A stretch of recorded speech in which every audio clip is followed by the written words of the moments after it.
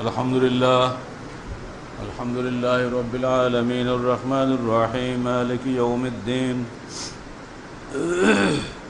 يا أيها الذين آمنوا اتقوا الله حق تقاته ولا تموتن إلا وأنتم مسلمون يا أيها الناس اتقوا ربكم الذي خلقكم من نفس واحدة وخلق منها زوجها وبث منهما رجالا كثيرا ونساء واتقوا الله الذي تساءلون به والأرحام إن الله كان عليكم رقيبا يا أيها الذين آمنوا اتقوا الله وقولوا قولا سديدا يصلح لكم أعمالكم ويغفر لكم ذنوبكم ومن يطع الله ورسوله فقد فاز فوزا عظيما أما بعد فقد قال الله تعالى في الكلام المجيد فأعوذ بالله السميع العليم من الشيطان الرجيم بسم الله الرحمن الرحيم والذين آمنوا وعملوا الصالحات لا نكلف نفسا إلا وسعها أولئك أصحاب الجنة هم فيها خالدون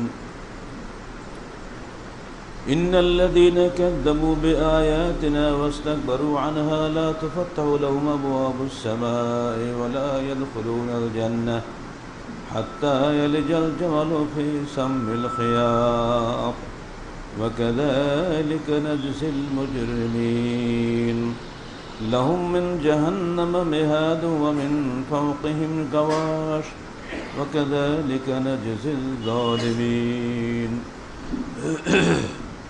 যাবতীয় হামদ ও সানা আল্লাহ রাব্বুল আলামিনের জন্য এবং যাবতীয় দরুদ ও সালাত শেষ নবী মুহাম্মদ রাসূলুল্লাহ সাল্লাল্লাহু আলাইহি ওয়াসাল্লামের জন্য। গত বছরে সাতক্ষীরা জেলা সম্মেলনে যাওয়ার পথে ট্রেনের বদৌলতে এখানে আপনাদের খুতবা দেওয়ার সুযোগ হয়েছিল। এবারও ঠিক একই যাত্রাপথে আপনাদের সঙ্গে মোলাকাতের সুযোগ হলো, এজন্য আল্লাহ পাকের শুকরিয়া আদায় করি, বলি আলহামদুলিল্লাহ। দুনিয়াতে মানুষ বসবাস করে দুই ধরনের মানুষ, একদল বিশ্বাসী একদল অবিশ্বাসী। মাঝখানে থাকে একদল কপট বিশ্বাসী, শিথিল বিশ্বাসী, দুর্বল বিশ্বাসী। এই লোকগুলো থাকে, এদের হিসাবে ধরা ঠিক না। মানুষ মূলত বিশ্বাসী এবং অবিশ্বাসী, মাঝখানেগুলো বাদ। এদের কোনো দুনিয়াও এরা অসম্মানিত, আখেরাতেও অসম্মানিত।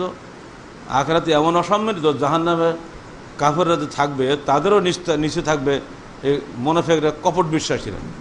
দুনিয়াতেও এদের কোনো সম্মান নেই, আখেরাতেও কোনো সম্মান নেই। ঠিক অমনি করে যারা দুর্বল বিশ্বাসী, ওরা কোনোটাতেই বিশ্বাস করে না, এটাও ঠিক ওটাও ঠিক।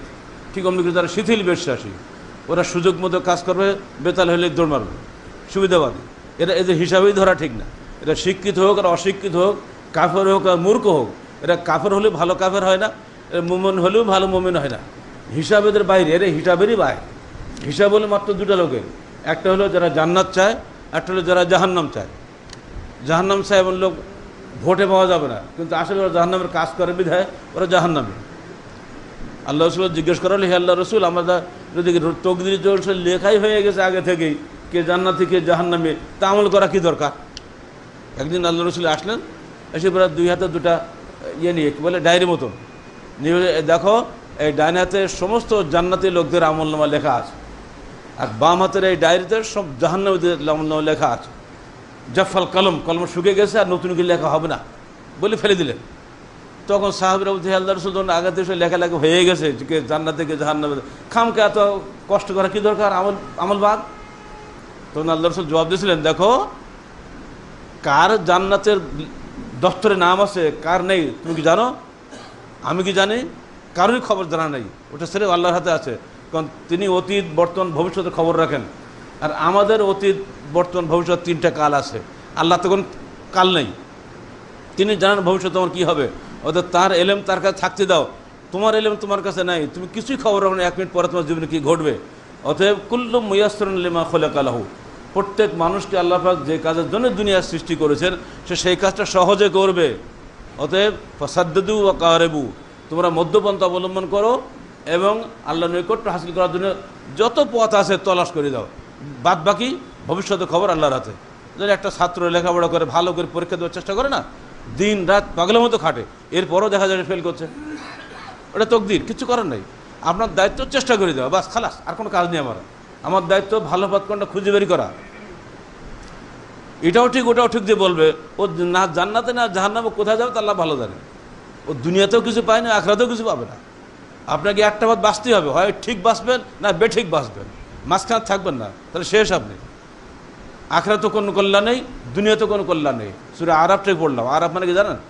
যা জান্নাত জাহান্নামের মাঝখানে থাকে ওইটা হলো আরাফ। তো ওরা ওইখানে পড়ে হাওমা করবে, দেখবে জান্নাতের সুন্দর ব্যবস্থা, দেখবে পর্দার ওপাশ থেকে একরকম গ্লাস আছে না, একদিকে দেখা যায় একদিকে দেখা যায় না, তো ওইরকম গ্লাস আল্লাহর সাথে ফিট করবে। ওরা সব দেখবে জান্নাতে কী সুখ সম্ভার। এই তোমরা আমাদের সঙ্গে ছিলে, দুনিয়া একসঙ্গে একই মসজিদ সালাত আদায় করতাম, তোমরা জান্নাতে গেলে কত আরাম করছো, আমাদের একটু দাও। ওরা বলছে আমাদের কোনো ক্ষমতা নেই, আজকে সব আল্লাহ পথ বন্ধ করে দিচ্ছে, সব ক্লোজ ডোর হয়ে গেছে। দেখতে পাচ্ছ, তোমরা দেখো, কষ্ট করো, দুনিয়াতে ফাঁকিবাজি করেছিলে, এটাও ঠিক ওটাও ঠিক, এখন ঠকো। মসজিদে গিয়েছিলে ঠিকই, এই জন্য এই পর্যন্ত আসতে পারছি না, তো জান্নাত প্রথমে পড়ে যেতে, এখন মাঝখানে বসে এটাও দেখো, আর কষ্ট বেশি, মনোকষ্ট, তাই না? না দেখতাম এরকম ভালো ছিল, দেখি তো মরণ। আর ঠিক জান্নাতে যদি একই অবস্থা আমাদের সঙ্গে ছিল, আমারই নিজের ভাই জাহান্নামে কষ্ট পাচ্ছে, আল্লাহ ওদের কিছু দাও। যারা মালিক ফেরেশতা যারা থাকবেন, আযাবে ফেরেশতা, তাদেরকে বলা হবে, কিন্তু ওরা বলবো আমাদের কোনো কিছুই করার ক্ষমতা নাই। যা কিছু দুনিয়ায় করেছো আজকে তার ফলাফল পাচ্ছ। এখানে এটা কর্মের জগৎ নয়, এটা কর্মফলের জগৎ, ঠিক না? আখিরাতটা কর্মফলের জগৎ, আর দুনিয়াটা কর্মের জগৎ। ফামান ইয়ামাল মিসকালা যাররাতিন খায়রান ইয়ারা, ওমান ইয়ামাল মিসকালা যাররাতিন বলেন শাররান ইয়ারা। দুনিয়াতে একটা জাররা পরিমাণ নেকির কাজ করো, ওদিন দেখা হবে। একটা জাররা পরিমাণ অন্যায় করো, ওদিন দেখা হবে। দুনিয়াতে পুলিশ র্যাবকে ঘুষ ঘাস দিয়ে অনেক কিছু ফাঁকিবাজি করা যায়, তা আল্লাহর কাছে পুলিশ র্যাবে কাজ হবে? ইজাতুল মুতালাক্কিয়ানে আনিল ইয়ামিনে ওয়া আনিশ শিমালে কাঈদ, ডাইনে এবং বামে অলওয়েজ বসে আছে টেপ রেকর্ডার নিয়ে, সিসিটিভি ক্যামেরা নিয়ে। আপনি যাই করছি সবই ও টের পাচ্ছে। আপনি ভাববেন যে ভিতরটা টের পাবে না? জি হ্যাঁ, আল্লাহ আলিমুম বিযাতি সুদূর, আল্লাহ ভিতরটাও টের পায়। আমাদের ক্যামেরা ভিতর টের পায় না, বাইরটা টের পায়, আর আল্লাহর ক্যামেরা ভিতর বাইরে সব টের পায়। অত ওখানে মনের মধ্যে দুষ্টুমি লুকিয়ে রেখে উপরের রহমানকে সালাত আদায় করবেন, কিছু কাজে লাগবে। আপনি হাত উঁচুপুর হয়ে কি নিচে, এটা একটু বড় বিষয় না? বড় বিষয় হলে আপনার আমল আচরণ আকীদা কোন দিকে চলে যাচ্ছে। আল্লাহর পথে যদি থাকেন পুরোপুরি আল্লাহ ভীতি নিয়ে, তাকওয়া নিয়ে, পরহেজগারি নিয়ে, ইনশাআল্লাহ আল্লাহ আমাদের সামান্য ত্রুটিগুলো ক্ষমা করে দেবেন। আর আকীদা যদি গোলমাল থাকে, উপরে যত সহি আমল করি কিচ্ছু কাজে লাগবে, সব বেকার হয়ে যাবে। সেজন্য এই আয়াতগুলো পরবর্তী তিনটা আকপিস করে পড়েছি। আল্লাহ বলছেন, দেখো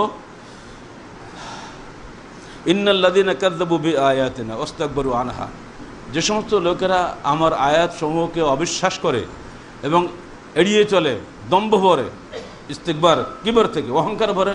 রাখো তোমার ওসব 1400 মানধাতা আমলের জিনিস বলি না আমরা এগুলা, যারা একটু ডিগ্রিধারী হয়েছে ওরা অহংকারের ঠেলা বাঁধা যায় না। নিজের নামটা ইংরেজি সূর্যকে লিখতে পারে না, এবার যেহেতু করে গেছে, ওর অহংকার ঠেলা বাঁচতে। রবীন্দ্রনাথ ঠাকুর গেছিলেন লন্ডনে 1915 সালে, যখন উনি পেলেন, কী বলে, নোবেল প্রাইজ পেলেন। তো গেলে বাঙালি সব ঘিরে ধরছে ওকে, প্রায় ইংরেজি বলছে, কেন লন্ডনে বহুদিন ধরে আছে তো। তো রবীন্দ্রনাথ মুস্কি হাসি বলছে, এই বাঙালির দল, তোরা লন্ডনে এসে না ইংরেজি শিখলি না বাংলা শিখলি, মায়ের ভাষাটাও হারালি, পরের ভাষাটাও শিখলি না। হচ্ছে হয় বাঙালি হ, নয় ভালো করে ইংরেজি হ। তা আমাদের শিক্ষিত লোকদের অবস্থা হয়েছে এখন তাই, না কিছু শেখে, না কিছু বলতে পারে, না কিছু জানে, কিন্তু ডিগ্রি যেহেতু আছে, অহংকার পুরো মাত্রায়। আল্লাহ বলছেন, যারা আমার আয়াত সময়কে অস্বীকার করে, ওয়াস্তাকবারু আনহা, এখান থেকে দম্ভ ভরে প্রত্যাখ্যান করে, সাবধান থেকো। লা তুফাত্তাহু লাহুম আবওয়াবুস সামা, ওদের জন্য আসমানের দরজা খোলা হবে না। ওয়ালা ইয়াদখুলুনাল জান্নাহ, কখনই ওরা জান্নাতে প্রবেশ করবে না। হাত্তা ইয়ালিজাল জামালু ফি সাম্মিল খিয়াত, সূচের ছিদ্র পথে যেমন উট প্রবেশ করা অসম্ভব, এই ধরনের অহংকারী লোকরা জান্নাতে প্রবেশ করা ঠিক তেমনি অসম্ভব। এর চেয়ে কোনো উদাহরণ আছে? সূচের মধ্যে থেকে উট যায় নাকি? এটা সুতোতে ঢুকানো যায় না। সেখানে আল্লাহ পাক বলছেন, ওদের জন্য জান্নাতে প্রবেশ অনুরূপ অসম্ভব, যেমন সূচের সূক্ষ্ম ছিদ্র পথে উট প্রবেশ করা অসম্ভব।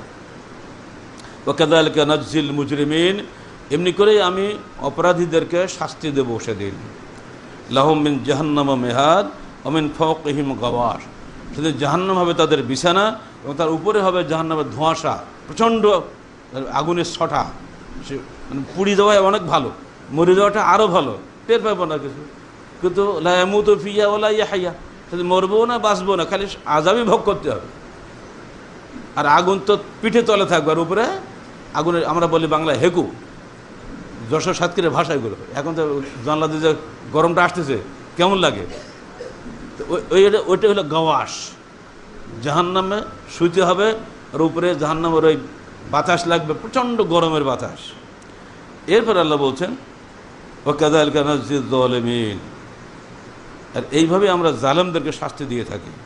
এবারে মুমিনদের সম্পর্কে আল্লাহ বলছেন ওয়াল্লাযীনা আমানু ওয়া আমিলুস সালিহাতি লা নুকাল্লিফু নাফসান ইল্লা ওয়াসআহা, যারা ঈমান আনলো, বিশ্বাস করলো আমার কথাগুলোকে এবং সেই অনুযায়ী আমল করলো, সৎকর্ম করলো, লা নুকাল্লিফু নাফসান ইল্লা ওয়াসআহা, মনে রেখো আমরা কাউকে এত কষ্ট দেয় না যা তার সাধ্যের অতিরিক্ত। বোঝা গেল? ফাত্তাকুল্লাহ মাস্তাতাতুম, সাধ্যমতো তোমরা আল্লাহকে ভয় করো। উলাইকা আসহাবুল জান্নাহ, এরা হবে জান্নাতের অধিবাসী। হুম ফিহা খালিদুন, সেখানে তারা চিরদিনের জন্য থাকবে। আমরা সবাই জান্নাত চাই। এখানে মানুষের মধ্যে দুই তিন ধরনের মানুষ আছে। এক ধরনের মানুষ জান্নাত কামনা করে কিন্তু জান্নাতের জন্য কোনো কাজ করে না। আর এক ধরনের মানুষ আছে জান্নাত কামনা করে, জান্নাতের জন্য কাজও করে, আসলে জান্নাতের পথ জানে না। আরেক ধরনের মানুষ আছে যারা জান্নাত কামনা করে, জান্নাতের কাজও করে, জান্নাতের পথও জানে, কিন্তু ওর সঙ্গে যোগ হয়েছে অহংকার। এক কেড়ে দুধে গো চেনা দিলে তার যে অবস্থা হয়, আপনার ঈমান আমল সবই ঠিক আছে, যদি তার সঙ্গে অহংকার মিশে যায় সব শেষ। লা ইয়াদখুলুল জান্নাতা মান কানা ফি কলবি মিসকালা হাব্বাতিন মিন কিবার, ওই ব্যক্তি কখনোই জান্নাতে প্রবেশ করবে না যার হৃদয়ে সরিষা দানা পরিমাণ অহংকার আছে। ইলমের অহংকার, পদমর্যাদার অহংকার, ইমানদারির অহংকার, পরহেজগারির অহংকার, এসব কিন্তু অহংকারের মধ্যে সামিল। আমরা যে যতটুকু জানি ভাবতে হবে যে আমি জানি না, আমি আরও শিখব, আমি মৃত্যুর আগ পর্যন্ত আমি ছাত্র। এইটা যদি মেজাজ থাকে, যত বড় আলেম আমি হই না কেন, আমি চিরদিন এলেমের দরজা আরও বাড়বে, আকাঙ্ক্ষা বাড়বে। যদি একবার বুঝে ফেলি যে আমার এলেম শেখা শেষ, আর লাগবে না, বুঝতে হবে এবার আমার পতন শুরু হয়ে গেল। প্রত্যেকটা মানুষের জন্য এটা অত্যন্ত শিক্ষণীয় বিষয়। জান্নাতের রাস্তা জানার জন্য, শেখার জন্য প্রতি পদে পদে আমাদেরকে মেহনত করা লাগবে। এজন্য আপনি আপনার কবরের স্বার্থে যা করণীয় করবেন, শিখিয়ে দেওয়ার ব্যাপার এগুলো না। পেটের অসুখ হয়েছে, যশোর শহরে কত যে ডাক্তার আছে হিসাব নাই, এক এক ডাক্তারে এক প্রেসক্রিপশন দেবে, কিন্তু আপনি বসে থাকবেন নাকি? আপনার পেটের সারতে হবে তো। সবচেয়ে ভালো ডাক্তার তার নিশ্চয় আপনি প্রথম তার কাছে যাবেন, না সারলে আরেকজনের কাছে যাবেন। দুনিয়ার একটা পেটের জন্য যদি আপনি এত মেহনত করতে হয়, কবরের চিরস্থায়ী শান্তির জন্য আপনি মেহনত করতে হবে না? সেখানে এত ইখতিলাফ কেন, এত মজহাব কেন, এত তরিকা কী জন্য? কোরআন হাদিস মওজুদ আছে, খোলেন, পড়েন, আমল করেন, সমস্যা শেষ। যদি বুঝতে না পারেন আলেমকে জিজ্ঞেস করেন। যে আলেম আপনার কাছে মনে হয় মুত্তাকি পরহেজগার আলেম, আপনি তাকে জিজ্ঞেস করুন। কারণ যে কোনো আলেমকে জিজ্ঞেস করলে সমস্যা পড়ে যাবেন। বহু আগেই আল্লাহ রাসূল আমাদের হুঁশিয়ার করে দিয়ে গেছেন।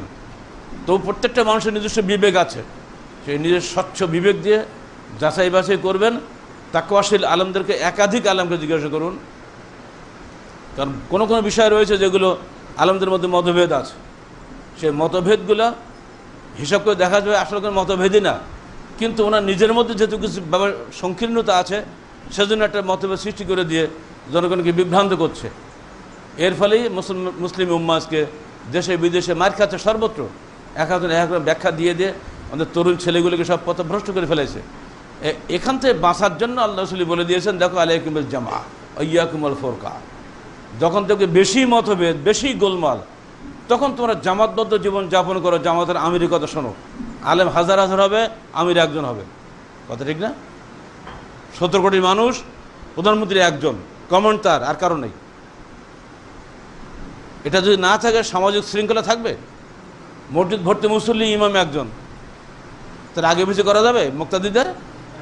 সে হতে পারে সে আপনার সেই বেশি কম শিক্ষিত লোক, কিন্তু যেহেতু তিনি ইমাম, এই জামাতের শৃঙ্খলা রক্ষার জন্য আপনাকে অবশ্যই আনুগত্যশীল হয়ে থাকতে হবে যতক্ষণ আপনি মসজিদে থাকবেন, ঠিক না? এটা শুধু মসজিদের জীবনে না, সামাজিক জীবনেও, রাষ্ট্রীয় জীবনেও, পৃথিবীর জীবনেও। মানুষ সমাজবদ্ধ জীব, সমাজে মানুষ বাস করতে পারে না। এই জন্য এত কঠোরভাবে হাদিসের জামাতি জিন্দেগির বিষয়টা বলা হয়েছে।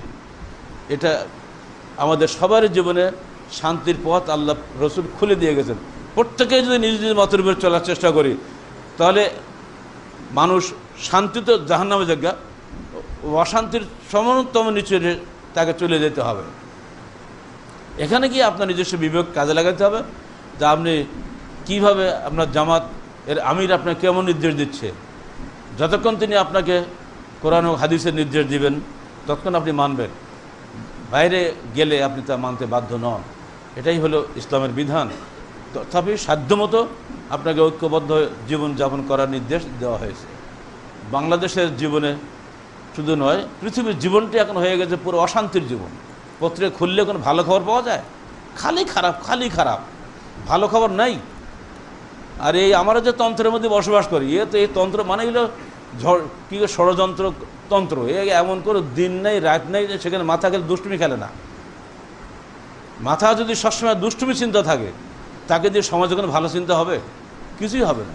জন্য জান্নাত পেতে গেলে আগে নিজের অন্তর জগৎকে পরিচ্ছন্ন করুন, যে এখানে আমি কোনো শয়তানি চিন্তা ঢুকতে দেবো না। একবার শয়তানি চিন্তা ঢুকে গেলে শয়তান আমাকে প্রভাবিত করবে। আর যদি শয়তানি পরিবেশ থেকে আপনি দূরে থাকতে হবে, এবং শয়তানি গালগল্প যেখানে হয় সেখানে থাকা যাবে না। আল্লাহ রসুলকে আল্লাহ পাক নিজে নির্দেশ দিয়েছেন কোরআনের মধ্যে, ওয়াইজা রাআইতুম আল্লাযীনা ইয়াখুযুনা ফি, তুমি যখন দেখবে লোকেরা আজে বাজে গল্প করছে, ফাআরিজ আনহুম, ওদের এড়িয়ে চলো, হাত্তা ইয়াখুযু ফি হাদিসিন গায়রি, যতক্ষণ ওরা অন্য কথায় লিপ্ত না হয়। আল্লাহ রসুলকে আল্লাহ পাক এই নির্দেশ দিচ্ছেন, আমাদের দিতে হবে না? এখন প্রত্যেক ঘরে ঘরে জাহান্নাম পয়দা হয়ে গেছে রেডিও টিভির কল্যাণে।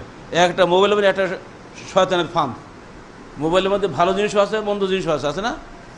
আমরা তো বুঝি না বলে বলতে পারি না, আমরা শুনিতেই বলি, কিন্তু কীভাবে টিপতে তো জানি না।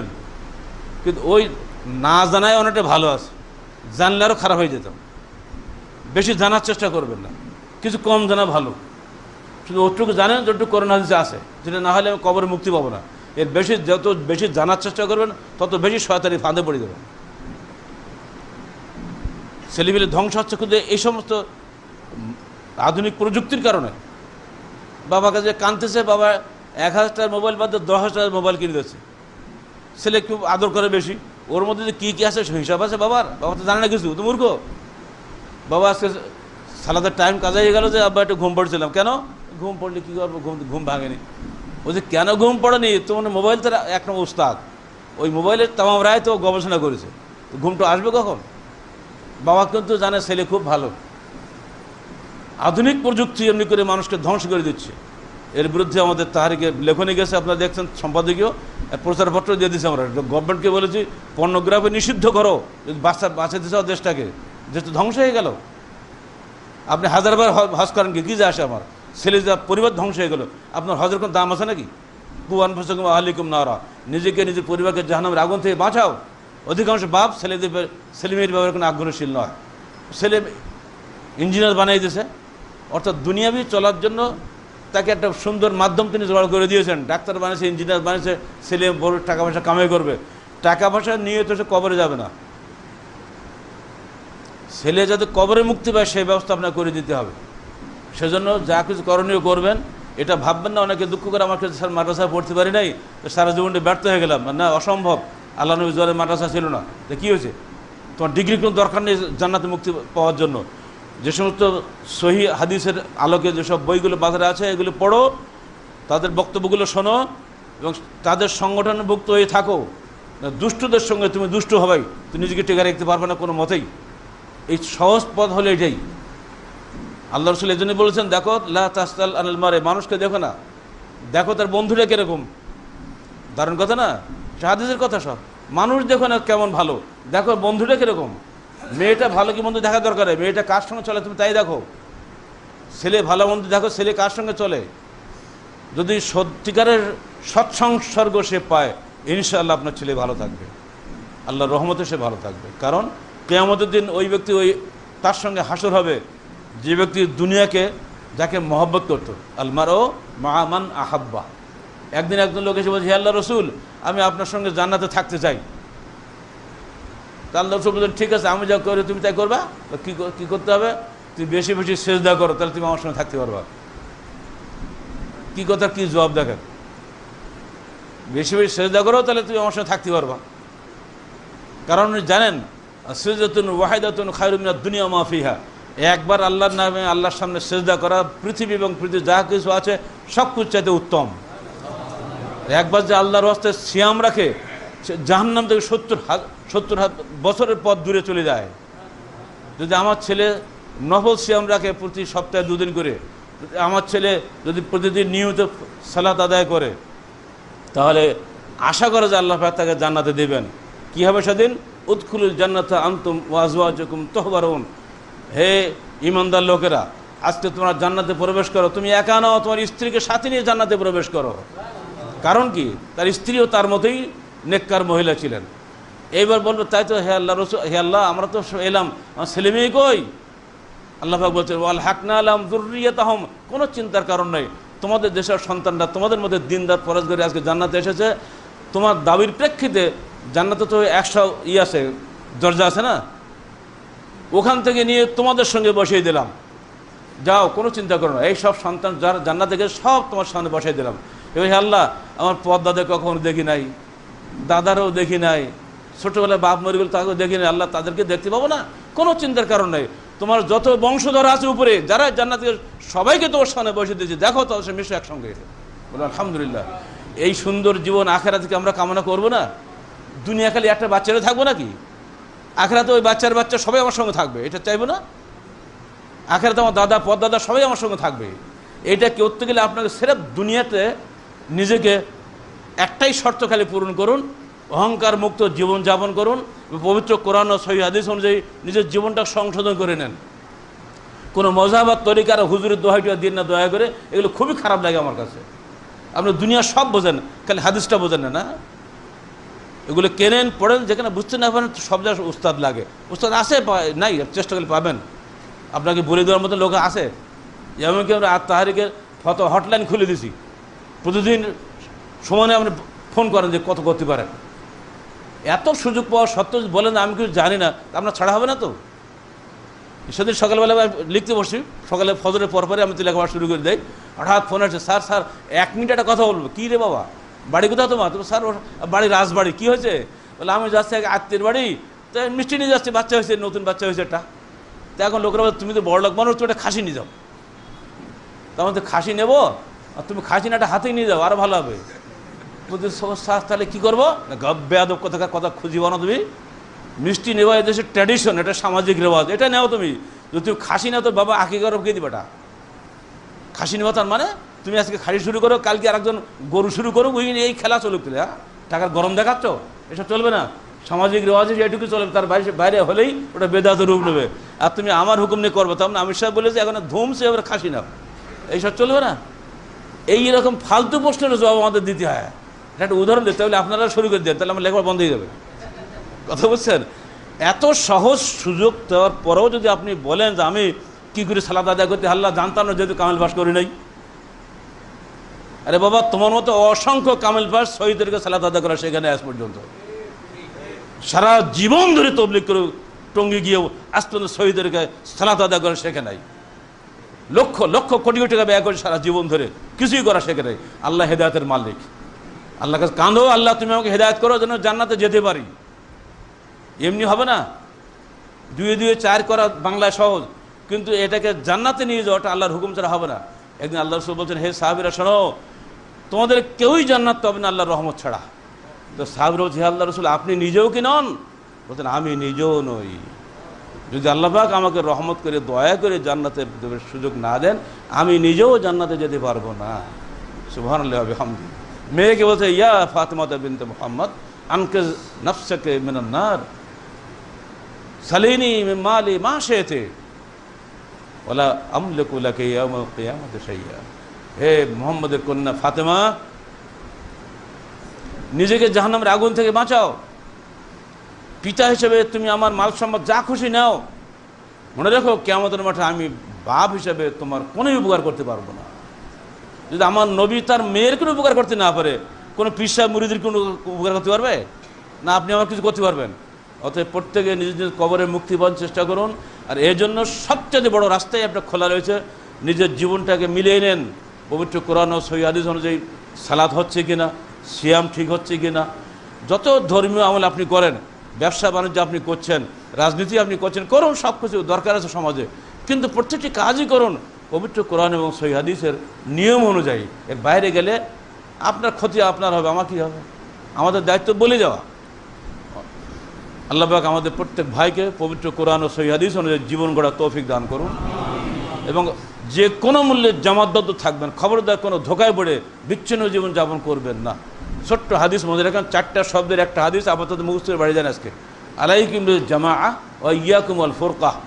আলাইকুম বিল জামাআ, বলেন তো, আলাইকুম বিল জামাআ ওয়া ইয়াকুম আল ফুরকাহ।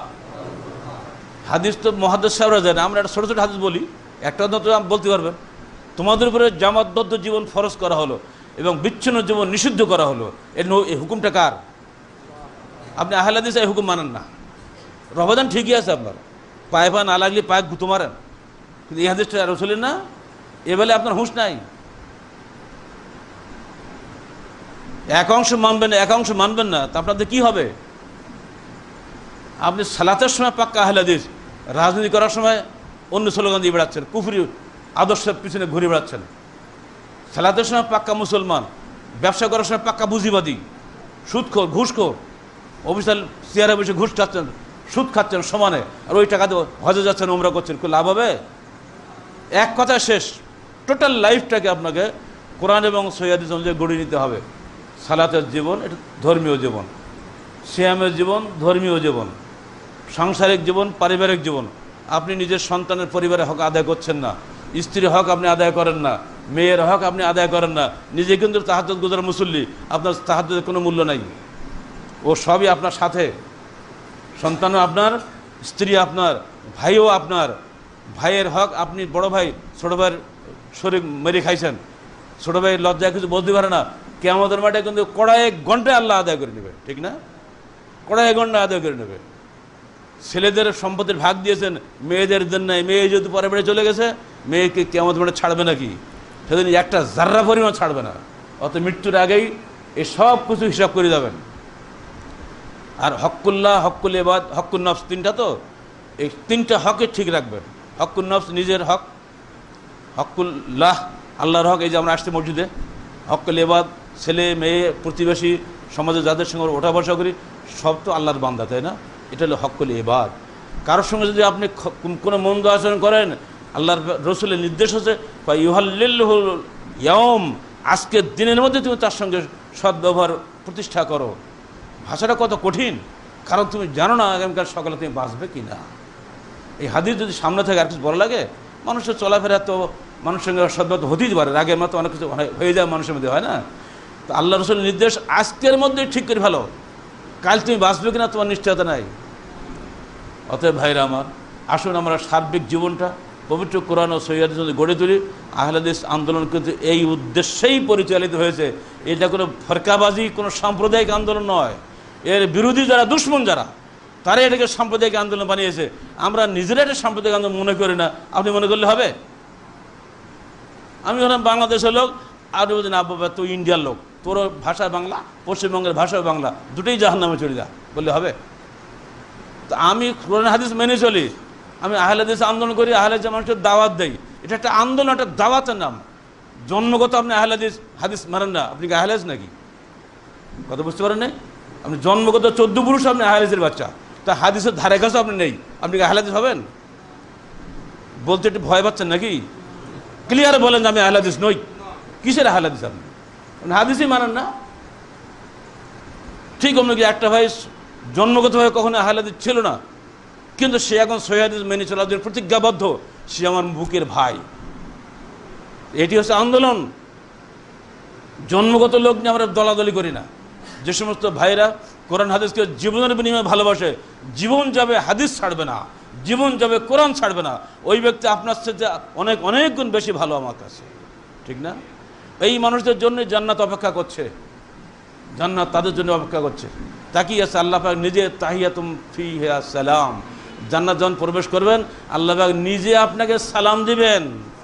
আলহামদুলিল্লাহ, আপনাকে সালাম দেওয়া লাগবে না, আল্লাহ পাক নিজে আপনাকে সালাম দিবেন। জাযাহুম বিমা সাবারু জান্নাতুম ওয়া হারিরা। দুনিয়াতে তুমি যে সবর করেছো, লোক তোমাকে লামুজাহি বলে গালি দিয়েছে, লোক তোমাকে ওহাবি বলে গালি দিয়েছে, লোক তোমাকে কত ভাষায় অপবাদ দিয়েছে, ঠিক নাই? যে কষ্ট করে তুমি সবর করেছিলে, জাযাহুম বিমা সাবারু, ওই দিন যে সবর তুমি করেছো বাবা, জান্নাতুম ওয়া হারিরা, এই যে তোমার জন্য জান্নাত, তোমার রেশমি পোশাক বিছানো, সুন্দর গালিচা পাতানো, যাও বিছানায় রেস্ট নাও। এটা প্রতি জুমার দিন পড়তে হয়, সূরা দাহার পড়তে হয় না? প্রতি জুমার দিন ফজরের সময় কেন পড়তে হয়? এই জান্নাতের সুসংবাদগুলো আমাদের জানা দরকার। আল্লাহ পাক আমাদের সবাইকে সার্বিক জীবন, শুধু একটা জীবন নয়, দয়া করে আমাদের ভুল বোঝার চেষ্টা করবেন না। এটা এমন একটি আন্দোলন যে সার্বিক জীবনে মাথার চুল থেকে পায়ের নখ পর্যন্ত টোটাল লাইফটা পরিবর্তন করে দেয় কোরআন এবং হাদিস অনুযায়ী। তাহলেই তো আমার আখিরাতে সুসংবাদ অপেক্ষা করছে। একটা লাইফ করলে তো হবে না। এজন্য ভাই, এটা কঠিন, কথাটা যত সহজে বলছি ততটা আমল করা যায় না। এটা আমল করতে গিয়ে তো জেল খাটতে হইলো আমাদের। আমল না করে খালি ঘরে বসে একটা মোবাইল ল্যাপটপে বক্তৃতা খতম, ডেলি একটা করে আপনার ঘরে বসে শুনতেন, সংগঠন লাগতো না, কিছুই লাগতো না, এমনিতে হয়তো। এটা দিয়ে কঠিন সমাজ পরিবর্তন হবে না যতক্ষণ আপনি নির্দিষ্ট নেতৃত্বের অধীনে, নির্দিষ্ট পরিকল্পনার মাধ্যমে নিজেকে সার্বিক জীবন গড়ে তোলার জন্য প্রচেষ্টা না চালাবেন, ততক্ষণ পর্যন্ত আপনি জনশক্তিতে পরিণত হবেন না। বিচ্ছিন্ন জনগণ, বিচ্ছিন্ন লক্ষ্য নিয়ে যখন এক জায়গায় চলাফেরা করে, বাজারে যেমন বহু লোক আছে, ওটা দিয়ে কোনো শক্তি নয়। যখনই তিনজন লোক ঐক্যবদ্ধ লক্ষ্য নিয়ে একজনকে আমির মেনে তার পিছনে চলবেন, তখন ওই তিনজনে কিন্তু শক্তি হবে। ওই তিনজনকে সালাত আদায় করলে 25 গুণ সওয়াব নেকি পাবে, তাই না? আর ওই তিনজন পৃথক পৃথক যদি সালাত আদায় করে, একটা। বুঝতে পারছেন এখন? এই জন্য জামাতবদ্ধ জীবন যাপন করুন। ভুল হোক শুদ্ধ হোক সবাই মিলেমিশে হবে। একা একা কাজ করলে ভুল বেশি হবে। আমরা তো আলেম মানুষ, একা কাজ করলেও আমাদের ভুল হয়। এই জন্য আমার সঙ্গে গবেষণা বিভাগ আছে না? তাহলে দেখেন না, গবেষণা বিভাগ আছে। আমার ছাত্রদেরকে রেখে দিয়েছি, এই বাবা দেখতো এটা করলাম, ঠিক হলে কেন তুই পড়ে দেখাতো। কারণ ওর মাথায় একটা জিনিস আসবে, হয়তো আমার মাথায় নাই। মজার খবর শুনবেন, এইবার যে সম্পাদকীয় বের হয়েছে তাহারিকে, ফজরের পরে খেয়াল হয়েছে যে একটা লাইন দিলি বোধহয় ভালো হতো। তখন অলরেডি প্রেসে চলে গেছে, প্লেট হয়ে গেছে। ছেলেকে বললাম শিগগির যাও, প্লেট ভাঙো। স্যার আব্বা কেমন হবে? বলে মেলাটা খরচ যাবে তো, তোমার টাকা গোষ্ঠী বাড়ি আমি আগে প্লেট হটাও, নতুনকে দিতে হবে। একটা লাইন খালি পরে মনে আসছে, পরে যোগ করে দিয়ে দিচ্ছে। এই যে পরিবেশে না থাকতো, ছেলেপিলেদের সঙ্গে না থাকতো, ও একটা মনে করে দেয়, একটা মনে করে, তার মানে কি আমি ওস্তাদ বলি কি আমি ভুলের ঊর্ধ্বে নাকি? এইটা হলো জামাতের বরকত এখানে, বুঝলেন? জামাতের বরকত হলো এখানে।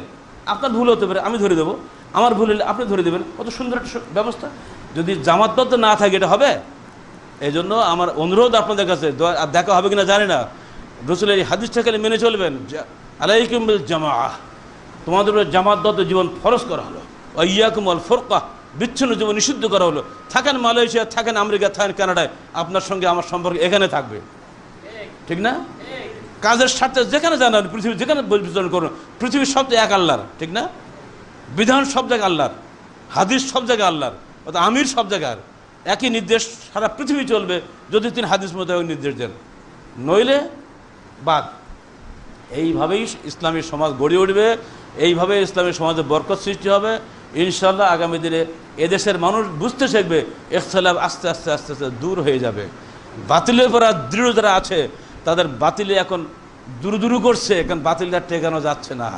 আর এই জন্য খুব খেপে গেছে। একটু সুতানাতা পেলেই অমনি পুলিশের কাছে যায়।